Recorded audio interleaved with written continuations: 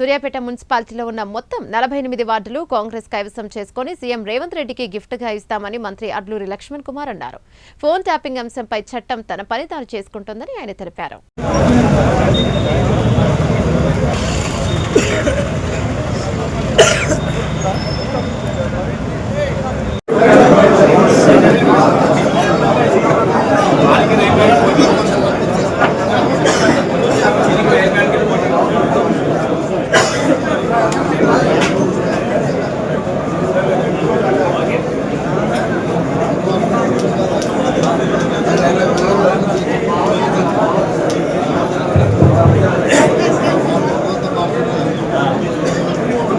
అతి 10 నిమిషాలలో పట్టణ కాంగ్రెస్ అధ్యక్షులు పట్టణ కాంగ్రెస్ అధ్యక్షులు అండవల్లి గారికి, సభ్యులు శ్రీనివాస్ గారికి, ఓబీసీ సభ్యులందరికీ, అదేవిధంగా రాష్ట్ర నాయకులు అన్న ప్రెసిడెంట్ రాజా గారికి, పిసిసి సెక్రటరీ అన్న రఘుబాబు గారికి, అదేవిధంగా వెంకన్న నాయక్ గారికి, అదేవిధంగా అన్న ఎవరు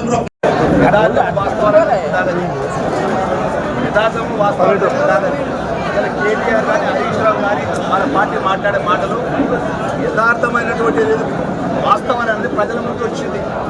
ఇప్పుడు ఫోన్ ట్యాపింగ్ చేసిండు, ఇప్పుడు ఫోన్ ట్యాపింగ్ చేసిండు.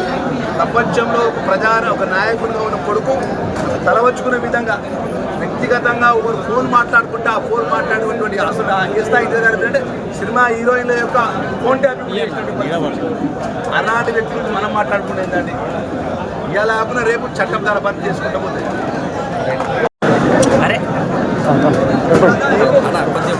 సూర్యాపేట మున్సిపల్ ఎన్నికల సమావేశానికి అఖిల భారత కాంగ్రెస్ పార్టీ రాహుల్ గాంధీ మల్లికార్జున్ గారి ఆదేశం, రాష్ట్ర కాంగ్రెస్ పార్టీ అధ్యక్షులు ఇన్ఛార్జి యొక్క ఆదేశం, గౌరవ ముఖ్యమంత్రి గారి నేతృత్వంలో కూడా ఈరోజు మా వార్డు నిర్మించే మా కార్యకర్తలకు ఆలోచన మా నాయకులు సమన్వయం నా బాధ్యతగా ఈరోజు సమన్వయం చేయడానికి మొదటిసారి రావడం జరిగింది. ఈరోజు వేదికపై ఉన్నటువంటి మా కాంగ్రెస్ పార్టీ కుటుంబ సభ్యులందరూ కూడా రాబోయే మున్సిపల్ ఎన్నికల్లో కూడా 48 కాంగ్రెస్ పార్టీ కౌన్సిల్ నిర్మించే విధంగా అందరం కలిసికట్టుగా పనిచేస్తాం. గౌరవ ముఖ్యమంత్రి రేవంత్ రెడ్డి గారి నేతృత్వంలో కూడా పేదల పక్షాన పేదలకు ఇచ్చిన మాట, పేదలకు ఇచ్చిన సంక్షేమ కార్యక్రమాలకు వైపు అమలు చేస్తాం.